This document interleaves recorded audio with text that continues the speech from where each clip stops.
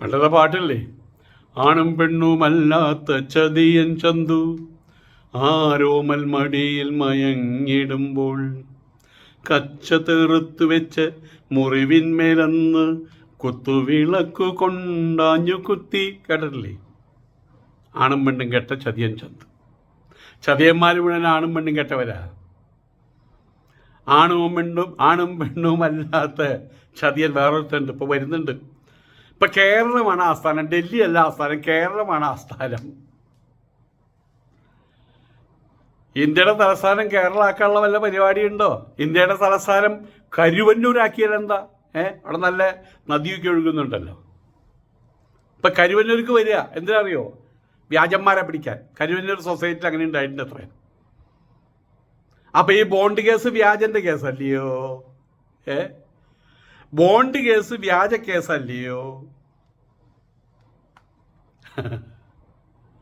നിങ്ങൾ സംസാരിക്കാൻ വരുന്ന മറ്റൊരു വ്യാജന് വേണ്ടിയിട്ടല്ലയോ?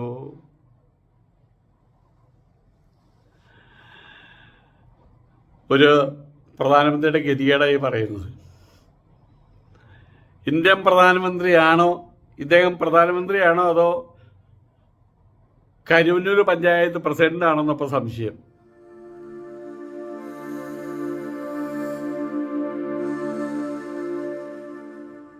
ഇലക്ഷന്റെ പ്രചാരണത്തിൽ ഇറങ്ങി തിരിച്ചിരിക്കുകയാണ് നരേന്ദ്രമോദി.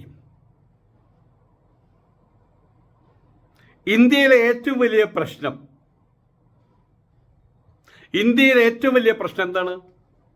ഇന്ത്യയിലാർക്കും തൊഴിലില്ലാത്ത പ്രശ്നമുണ്ടോ? എല്ലാവർക്കും തൊഴിലുണ്ട്. സംശയന്റെ കണ്ണൂർ പോയി നോക്ക്. അമേരിക്കക്കാർ ചെയ്യുന്നേക്കാൾ വലിയ തൊഴിൽ ചെയ്യുന്നവരാ കണ്ണൂരുകാർ. ഇതൊക്കെ ഉണ്ടാക്കിക്കൊണ്ടിരിക്കുന്നത്. എവിടെ കൊണ്ട് പൊട്ടിക്കാനെന്ന് അറിയില്ല. ഉണ്ടാക്കിയതുള്ള സത്യമാണ്. അതെ, കമ്മ്യൂണിസ്റ്റുകാരാണോ കോൺഗ്രസ്സുകാരാണോ അതിന് വലിയ വല്ല മറ്റേ ആശ്രമ സന്യാസിമാരൊന്നും അറിയില്ല. ആരത് കണ്ടുപിടിച്ചിട്ടില്ല. പക്ഷേ നാസക്കാർക്ക് മാത്രമാണ് ഇതൊക്കെ ഉണ്ടാക്കാൻ അറിയുമെന്നുള്ള അതൊക്കെ തിരുത്തി കഴിഞ്ഞു. ഞങ്ങൾക്കും ഉണ്ടാക്കാൻ അറിയാമെന്ന് പറഞ്ഞു. അപ്പോൾ എല്ലാവർക്കും ഇവിടെ ജോലിയുണ്ട്. എല്ലാവർക്കും ജോലിയില്ലായപ്പോൾ ഇപ്പോൾ നമ്മളവിടെ ഒരു പ്രശ്നമല്ല. പിന്നെ എന്തൊക്കെയാ പ്രശ്നം? അമ്പലം, അയോധ്യ ക്ഷേത്രം, ഇതൊക്കെയാണ് നമ്മുടെ പ്രശ്നങ്ങൾ ഇപ്പോൾ ഇവിടെ. അതും പറഞ്ഞിട്ട് രാഷ്ട്രീയം പറയാതെ മതം പറഞ്ഞ് ജാതി പറഞ്ഞ് മതസ്പർദ്ധയുണ്ടാക്കി വെറുപ്പിൻ്റെ കടകൾ തുറന്ന് ഒരാൾ കിടന്ന് നടക്കുന്നുണ്ട്. ഇപ്പം കേരളത്തിൽ 16ാമത്തെ വട്ടമാണ് വരുന്നത്. ലോകസഭാ തെരഞ്ഞെടുപ്പിൻ്റെ പ്രവർത്തനങ്ങൾ, അതിന് തെരഞ്ഞെടുപ്പ് റാലികൾ, റോഡ് ഷോകൾ, പണ്ടൊന്നും ഉണ്ടായിരുന്നില്ല കേട്ടോ. റോഡ് ഷോകൾ, എവിടെ റോഡ് ഷോയ്ക്ക് പോയാലും നരേന്ദ്രമോദി അദ്ദേഹത്തിൻ്റെ ആകെ മൊത്തം ടോട്ടലായിട്ടുള്ള ഒരൊറ്റ ആയുധം മാത്രമേ ഉള്ളൂ.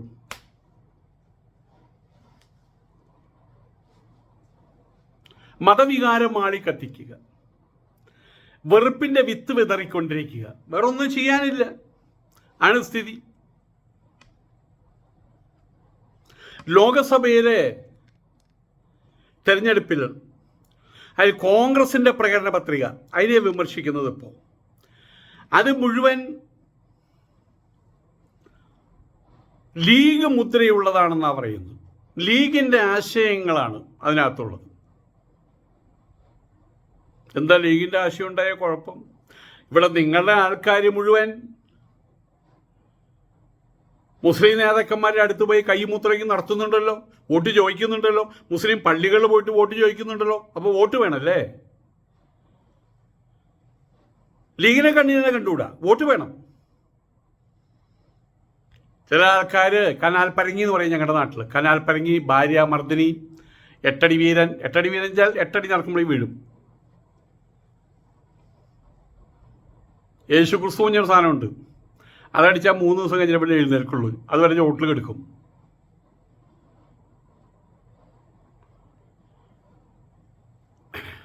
അപ്പം ഇതൊക്കെയും കഴിച്ചു കഴിഞ്ഞാൽ അയാൾ ബോധം കിടയാൾക്ക് യാതൊരു ഗുണം കിട്ടാൻ പോകുന്നില്ല. അതറിയാം. എങ്കിൽ പോലും കഴിക്കാതിരിക്കാൻ വയ്യ. അപ്പം എന്താ പറയുക, ബോക്ക് പൊത്തി പിടിച്ചിട്ട് കഴിക്കുക. മുസ്ലിങ്ങളുടെ വോട്ട് പോകണ്ട, മുസ്ലിങ്ങളെ കണ്ടുകൂടാ. അല്ല, മുസ്ലിങ്ങളുടെ വോട്ടല്ല, മുസ്ലിങ്ങളെ കണ്ടുകൂടാ. മുസ്ലിം മുദ്രകൾ കണ്ണിനേരെ കണ്ടുകൂടാ, മുസ്ലിം പള്ളികളെ കണ്ണിനേരെ കണ്ടുകൂടാ, വാങ്കുവിളി കണ്ണിനേരെ കണ്ടുകൂടാ, നല്ല ചെവിക്ക് നേരെ കേട്ടുകൂടാ. പക്ഷെ വോട്ട് വേണം. കലാൽപ്പന അടിക്കണ പോലെ പോക്ക് പൊത്തി മണം കേട്ടുകൂടാ. കഴിച്ചു കഴിഞ്ഞാൽ വായക്കകത്ത് അരുചി, ആ സമയത്ത് കണ്ണി കണ്ട് വാരി തേക്കും, അതിനാ ടച്ചിങ്സ് എന്ന് പറയുക. ഇതല്ലേ ചെയ്തുകൊണ്ടിരിക്കുന്നത്. നിങ്ങൾക്ക് മുസ്ലിങ്ങൾ ഇഷ്ടമല്ല ഉറക്കപ്പറ. ആ കാര്യത്തിൽ മോദിയെ സമ്മതിച്ചു. മോദി എന്താ പറഞ്ഞേ? ലീഗ് മുദ്ര അതിനകത്തുണ്ട്, അതുകൊണ്ട് അവരുടെ തെരഞ്ഞെടുപ്പ് പത്രിക, കോൺഗ്രസ് പ്രകടന പത്രിക വൃത്തികെട്ടതാണ്. കാരണം എന്താ? ലീഗ് മുദ്രയുണ്ട്. മോഡിയുള്ള കാര്യം തുറന്നു പറഞ്ഞു. ഇവിടെയുള്ള കുറേ പിള്ളേരുണ്ടല്ലോ, കോഴിയടക്കം കുറേ പിള്ളേരുണ്ടല്ലോ. ഒന്ന് പറ.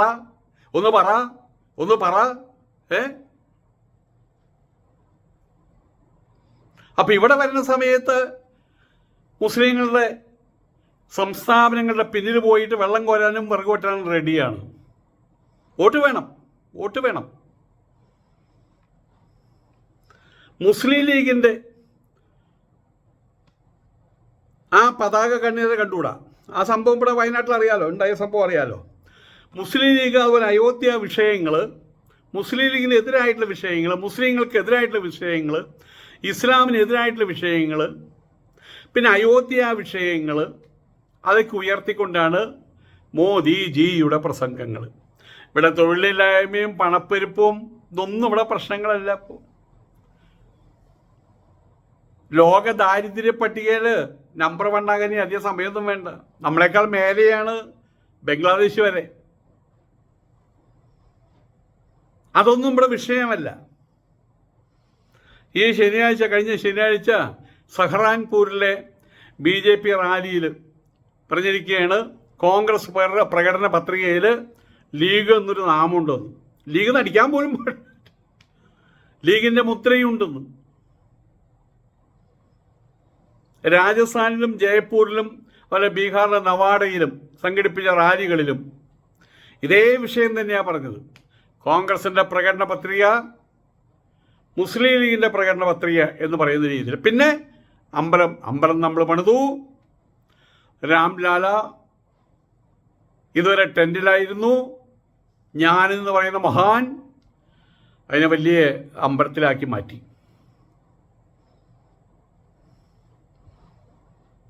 കോൺഗ്രസ് പ്രകടന പത്രികയിൽ ഒരുപാട് നല്ല കാര്യങ്ങൾ പറഞ്ഞിട്ടുണ്ട്.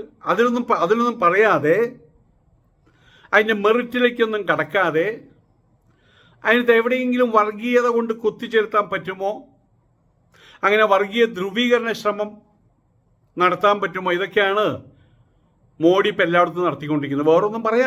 വേറൊന്നും പറയാനില്ല. ഇന്ത്യൻ സ്വാതന്ത്ര്യ സമരത്തിൽ ഞാൻ വഹിച്ച പങ്കെന്ന് പലരും പറയാനുണ്ട്. ആ രീതിയിലുള്ള ഇന്ത്യയുടെ ഇന്നത്തെ നിലനിൽപ്പ്, അതിൻ്റെ പുറകിൽ പ്രവർത്തിച്ച് ഒരുപാട് ആളുകൾ, അടിമത്തമായിരുന്നു നമുക്കുണ്ടായിരുന്നത്. ഒരുപാട് ആളുകൾ ജീവൻ ബലിയർപ്പിച്ച് അവസാനം സ്വാതന്ത്ര്യം കിട്ടി. ഇപ്പോൾ പറയേണ്ടത് ഇന്ത്യയുടെ പൈതൃകം, ഇന്ത്യയുടെ സംസ്കാരം, ഇന്ത്യയുടെ സാമൂഹിക ഘടന എല്ലാം ഞങ്ങളുണ്ടാക്കിയതാണെന്നർത്ഥം. ഏതോ പയ്യൻ ദേഷ്യം വന്നോ പറഞ്ഞത്, നിങ്ങളെ സൃഷ്ടിച്ച് എന്നെ വേണം പറയാൻ അച്ഛനോടെ.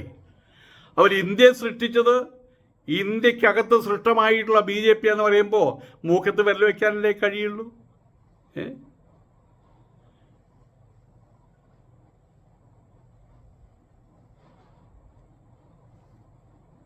പ്രകടന പത്രികയിൽ മുസ്ലിം ലീഗിൻ്റെ മുദ്ര ഉണ്ട് എന്നുള്ളതാണ് ഇപ്പോൾ മോദിയുടെ ഏറ്റവും വലിയ കംപ്ലൈൻറ്റ്.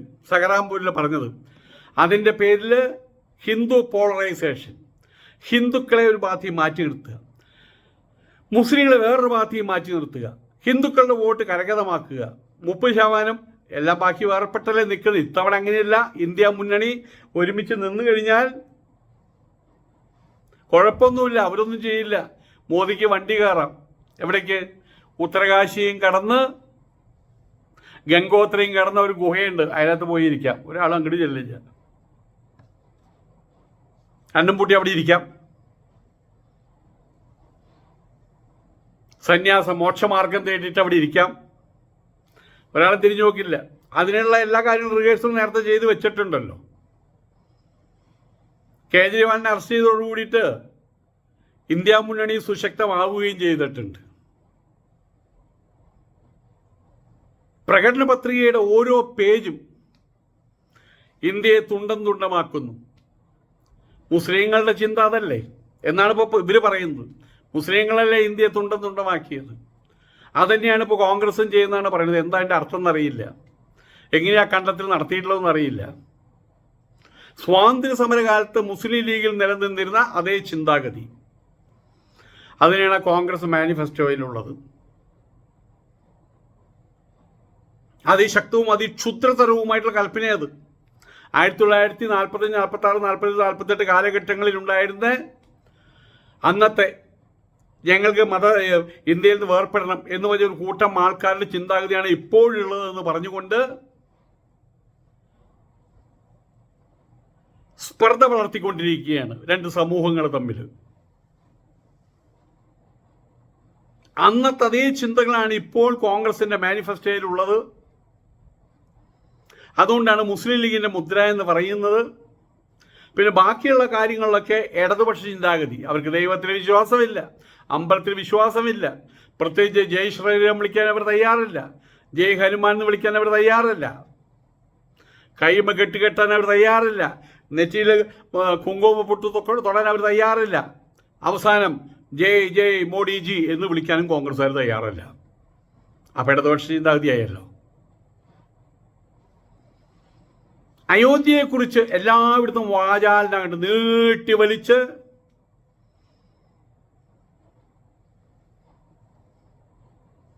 രാമക്ഷേത്ര പ്രതിഷ്ഠയ്ക്കുള്ള സന്ദർഭത്തെ എതിർക്കുന്നത് ശരിയാണോ?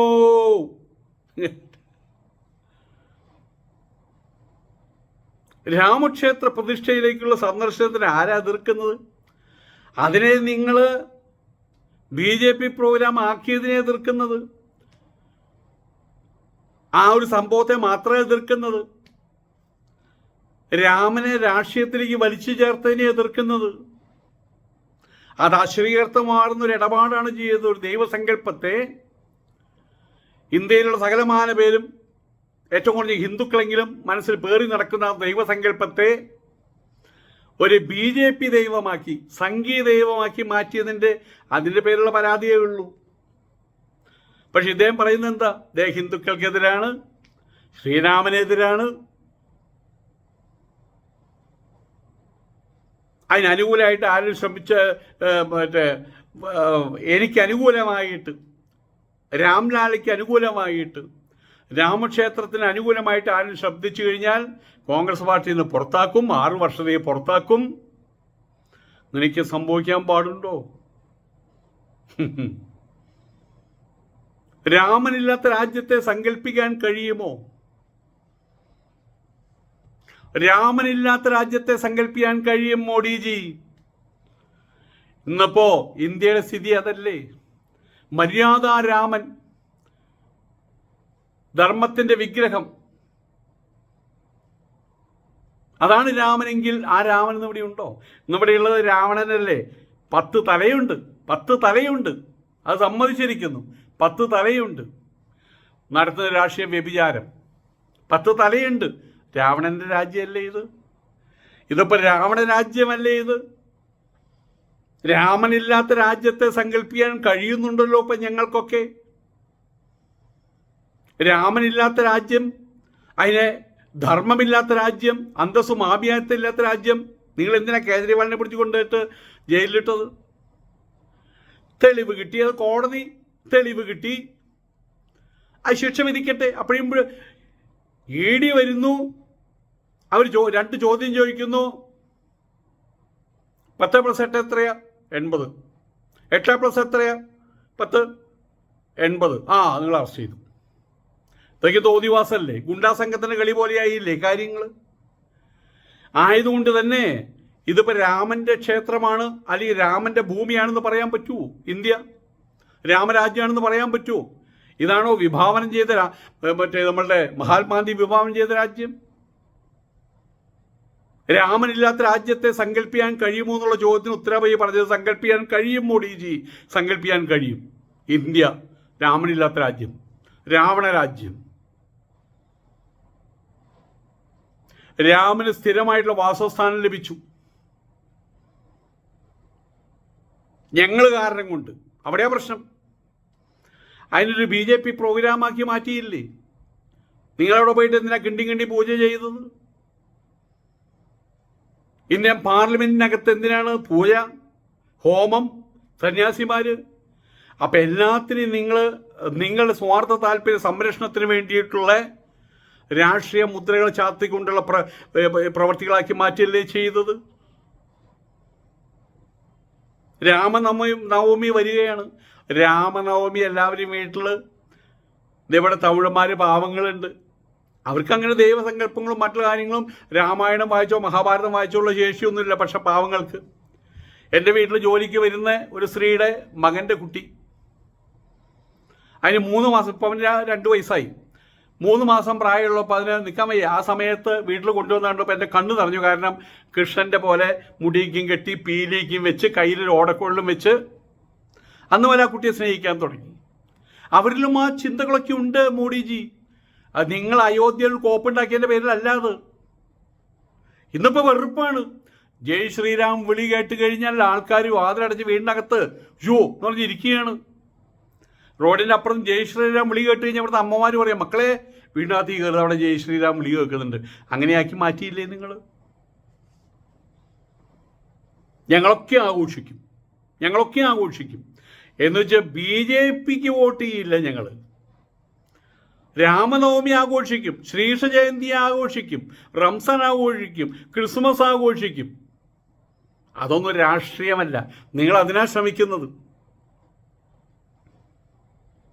ഈ ഞായറാഴ്ച ബീഹാറിലെ നവാഡയിൽ നടന്ന റാലിയിലും ഇപ്പം ഇത് തന്നെയാണ് ഇവിടെ പറഞ്ഞത്, അവിടെ പറഞ്ഞത് ഇവിടെ. ടേപ്പിൽ പകർത്തി വീണ്ടും റിപ്പീറ്റ് ചെയ്യാൻ തോന്നുന്ന രീതിയിലാണ് പറയുന്നത്. രാമക്ഷേത്രം ഞാൻ നൽകിയ വാഗ്ദാനമാണ്. That is my own promise. അത് ഞാൻ പാലിച്ചല്ലോ.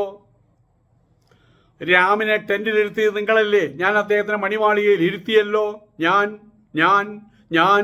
ഞാൻ ചില പണ്ടത്തെ ഇതുണ്ടല്ലോ ഡിസ്ക്, അത് ബ്ലോക്കാവും.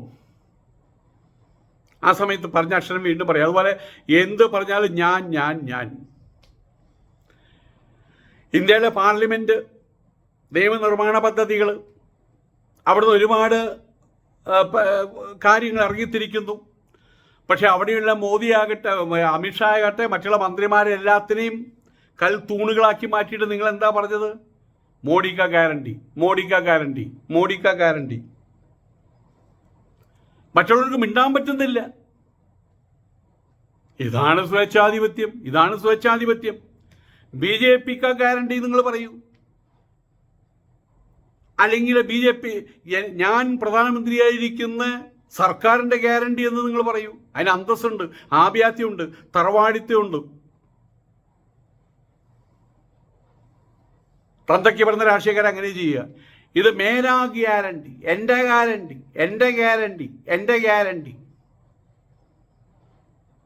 ഇന്ത്യക്കാരിന്ന് ഉണ്ടുറങ്ങി കഴിയുന്നത് ഞാൻ കാരണം കൊണ്ട്, എൻ്റെ ഗ്യാരണ്ടി കാരണം കൊണ്ട്. ഇതുവരെ അങ്ങനെ ഉണ്ടായിരുന്നില്ല.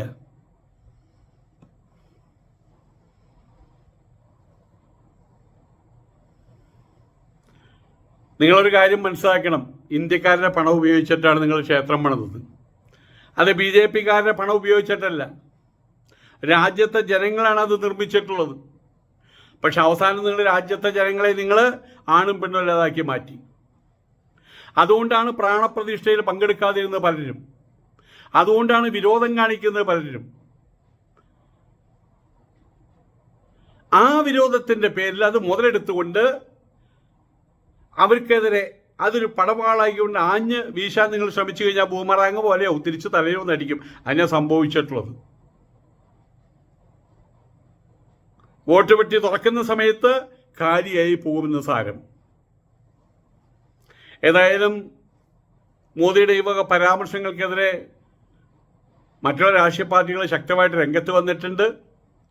പ്രധാനമന്ത്രി ഇപ്പം കളിക്കുന്നത് പല തുരുത്തുകൾ സൃഷ്ടിച്ചിട്ട് പലരും പല തുരുത്തുകളിലാക്കി മാറ്റുകയാണ്. അങ്ങോട്ടും ഇങ്ങോട്ടും കടക്കാനുള്ള അവകാശം അവനവന് മാത്രം. മറ്റുള്ളവർക്ക് തമ്മിൽ കണ്ടുകൂടാ, കേട്ടുകൂടാ, ബന്ധങ്ങൾ പുതുക്കിക്കൂടാ. വിഭജന രാഷ്ട്രീയം. വെറുപ്പിൻ്റെ കടകൾ തുറക്കൽ 1940 കഴിഞ്ഞിട്ടാണ് ഇപ്പോൾ ഇവിടെ ഉണ്ടായിട്ടുള്ളത്, 2024 ഉണ്ടായിട്ടുള്ളത്. 1940കളിൽ മുസ്ലിം ലീഗും ശ്യാമപ്രസാദ് മുഖർജിയുടെ നേതൃത്വത്തിലുള്ള ജനസംഘവും കൂട്ടുകക്ഷി മന്ത്രിസഭയിൽ ഭരണം പങ്കിട്ടിട്ടുണ്ട് മോഡിജി. അങ്ങനെ പല കാര്യങ്ങൾ. മുസ്ലിങ്ങളെ പരിപൂർണമായിട്ട് ഭാരത മുഖ്യധാരയിൽ നിന്ന് മാറ്റാൻ ശ്രമിക്കുന്നത് നിങ്ങൾ മാത്രമാണ്. വേറെ ആരും അത് ചെയ്തിട്ടില്ല, നിങ്ങളാണ് അത് ചെയ്തുകൊണ്ടിരിക്കുന്നത്. അത് അക്ഷന്തവ്യമായിട്ടുള്ളൊരു അപരാധമായിട്ട് മാറുക തന്നെ ചെയ്യും. ഇപ്പം നിങ്ങൾക്ക് പ്രധാനമന്ത്രി പദമുണ്ട്, നിങ്ങളാണ് ഇന്ത്യ ഭരിക്കുന്നത്. ഇതിനൊക്കെയും ഒരു മാറ്റം വരും. അന്ന് നിങ്ങൾ ഓരോ ചോദ്യത്തിനും ഉത്തരം പറയേണ്ടി വരും. 1 ചോദ്യം, 2 ചോദ്യം, 3 ചോദ്യം, എല്ലാത്തിനും ഉത്തരം പറയേണ്ടി വരും. സമഷ്ടി മനസ്സ് ജനങ്ങളുടെ മുമ്പിൽ. അത് മിക്കവാറും ജൂൺ 4 തന്നെ സംഭവിക്കുകയും ചെയ്യും. നമസ്കാരം.